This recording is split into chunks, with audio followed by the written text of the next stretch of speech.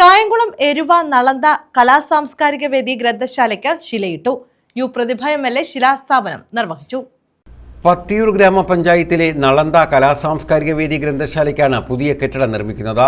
U പ്രതിഭ MLAയുടെ അഭ്യർത്ഥന പ്രകാരം സംസ്ഥാന ബജറ്റിൽ 25 ലക്ഷം രൂപ വിനിയോഗിച്ചാണ് നളന്തയ്ക്ക് കെട്ടിടം നിർമ്മിക്കുന്നത്. കഴിഞ്ഞ 35 വർഷമായി ഓണാട്ടുകരയിലെ കലാസാഹിത്യ സാംസ്കാരിക വിദ്യാഭ്യാസ മേഖലകളിൽ എരുവ നളന്ത നിറസാന്നിധ്യമാണ്. ശിലാസ്ഥാപനം യു പ്രതിഭ MLA നിർവഹിച്ചു. ബാക്കി 5 കോടി ഇതുപോലെ വീണ്ടും 4 ഹൈടെക് ലൈബ്രറിയും അതുപോലെ തന്നെ 3 സ്കൂൾ കെട്ടിടങ്ങളും കൂടി ചെയ്യുന്നുണ്ട്. നമ്മുടെ മാവിലത്തെ അച്ഛമ്മടക്കം ഇവിടെ ഇരിപ്പുണ്ട്. 3 കോടിയുടെ നിങ്ങൾക്ക് കാണാം. മനോഹര ഐശ്വര്യ അടക്കമുള്ള എല്ലാവരും വന്ന പരിപാടിയിലുണ്ടായിരുന്നു. മനോഹരമായ സ്കൂൾ കെട്ടിടമാണ്.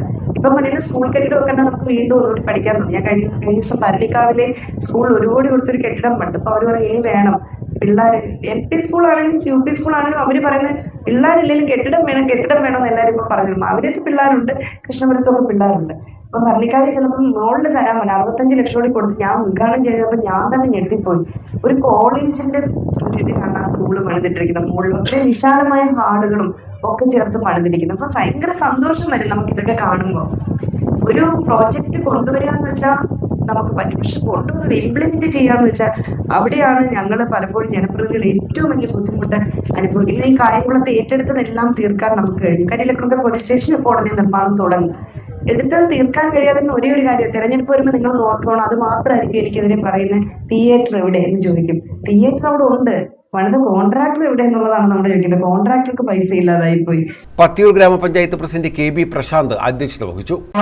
സഹകരിച്ച വ്യക്തികൾ ഇന്ന് ഈ സദസ്സിൽ തന്നെയുണ്ട്. ശ്രീ മുരളിപ്പിള്ള ശങ്കരമംഗലം, അദ്ദേഹത്തിന്റെ ഒരു വാക്ക്, അദ്ദേഹത്തിന്റെ വസതിയിൽ വെച്ച് നടക്കുന്ന ആ ഒരു വാർഷിക സമ്മേളനത്തിൽ വെച്ചാണ് അദ്ദേഹം ഇതിന് ഒരു വാക്ക് നൽകുകയും ആ വാക്ക് അദ്ദേഹം കൃത്യമായിട്ട് നിറവേറ്റുകയും അതുപോലെ തന്നെ ശ്രീമതി ജെസ്സി K ജോസ് അവരുടെയൊക്കെ പേരുകൾ ഈ അവസരത്തിൽ നമുക്ക് പറയാതിരിക്കാൻ നിർവാഹമല്ല. കാരണം നമുക്ക് ഈ വസ്തു വാങ്ങലുമായി ബന്ധപ്പെട്ട് ആർജവത്തോടു കൂടി മുന്നോട്ട് പോകാൻ നമ്മളെ നയിച്ചത് അവരൊക്കെയാണെന്ന് പറയാം.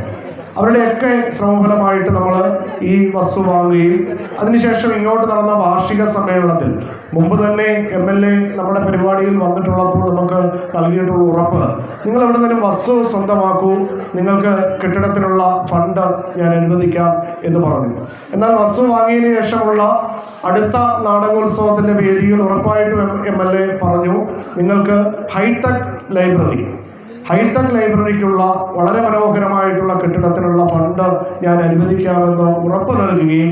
Muthukulam block panchayat president advocate TS Thaha മുഖ്യപ്രഭാഷണം നടത്തി. ഗ്രാമപഞ്ചായത്ത് vice president Sulekha, block standing committee chairperson പച്ചംകുളത്ത് മുരളി, പത്തിയൂർ ഗ്രാമപഞ്ചായത്ത് ക്ഷേമകാര്യ standing committee chairperson Soumya Shyam, ആരോഗ്യ വിദ്യാഭ്യാസ standing committee chairperson G Harikumar, panchayat അംഗം ഐശ്വര്യ ഗോപിനാഥ്, ഗ്രന്ഥശാല president G Sadasivan, secretary Prabhash Palazhi, S Ajayakumar, Pradeep Achus, Bhagyalakshmi, Sethu Biju, Jessy K Jose എന്നിവർ പങ്കെടുത്തു. News bureau, Kayamkulam.